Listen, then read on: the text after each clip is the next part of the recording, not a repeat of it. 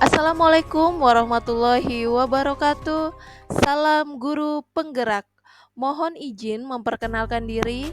Saya Eka Ernawati, calon guru penggerak angkatan 10 Kabupaten Kutai Kartanegara. Dan mohon izin memperkenalkan trainer calon guru penggerak angkatan 10 kelas 10-12. Ada Ibu Nova Francisca Esos selaku pengajar praktik dan Bapak Yohanes Hendri Murjoko SPD MPD selaku fasilitator.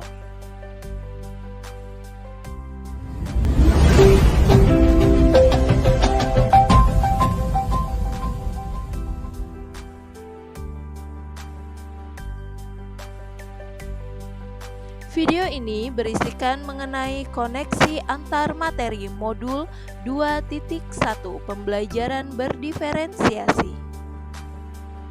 Apa itu pembelajaran berdiferensiasi? Pembelajaran berdiferensiasi adalah pembelajaran yang menitik pusatkan pada peserta didik dengan melihat pada kemampuan yang dimiliki serta pemenuhan kebutuhan belajar peserta didik secara individual untuk mencapai merdeka belajar.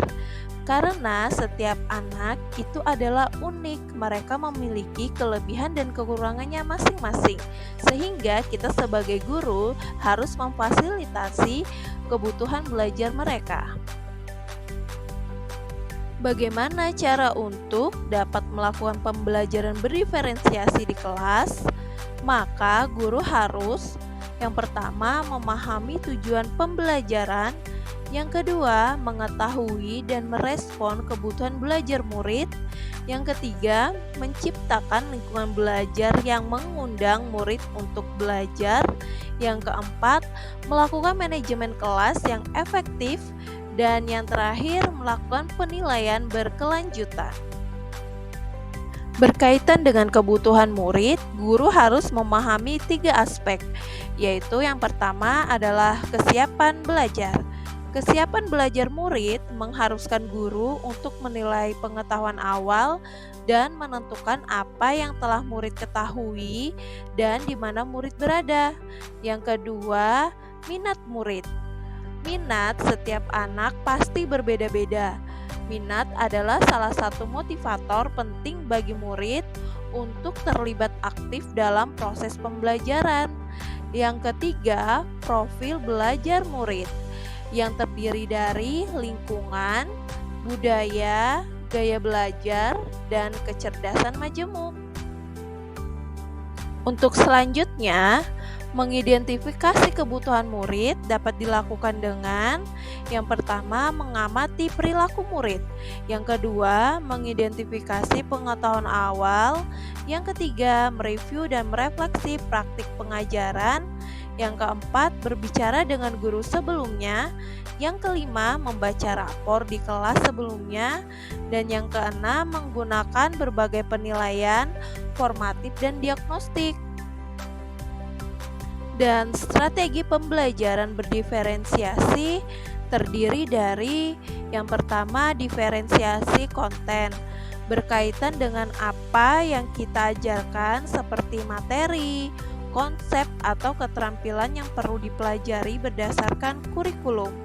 Yang kedua, ada diferensiasi proses, kegiatan yang memungkinkan murid berlatih dan memahami atau memaknai konten dengan cara membedakan proses yang harus dijalani oleh murid.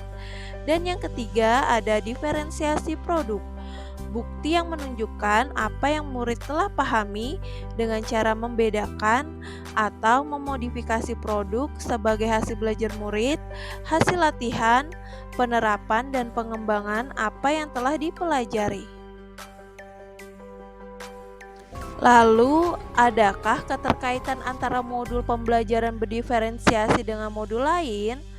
Keterkaitan pembelajaran antara modul 1.1 dengan modul 2.1 yaitu untuk dapat melakukan pembelajaran berdiferensiasi, maka guru harus berusaha memenuhi kebutuhan belajar anak sesuai dengan kodrat alam dan kodrat zaman berdasarkan filosofi Ki Hajar Dewantara.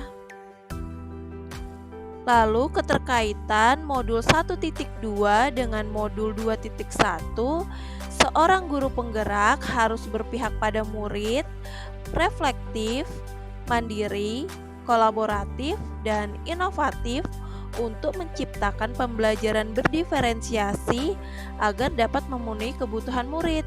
Oleh karena itu, seorang guru penggerak dapat mewujudkan kepemimpinan murid dengan menuntun murid merdeka belajar. Hal ini sesuai dengan nilai dan peran guru penggerak. Dan keterkaitan modul 1.3 dengan modul 2.1 yaitu pembelajaran berdiferensiasi dapat menjadi salah satu strategi untuk mewujudkan visi guru penggerak yang berpihak pada murid. Keterkaitan selanjutnya modul 1.4 dengan modul 2.1 yaitu dalam pelaksanaan pembelajaran berdiferensiasi antara guru dan murid harus ada kesepakatan kelas terlebih dahulu agar proses pembelajaran berjalan baik sesuai dengan nilai-nilai budaya positif. Sekian video dari saya, semoga bermanfaat dan salam guru penggerak. Tergerak, bergerak, menggerakkan.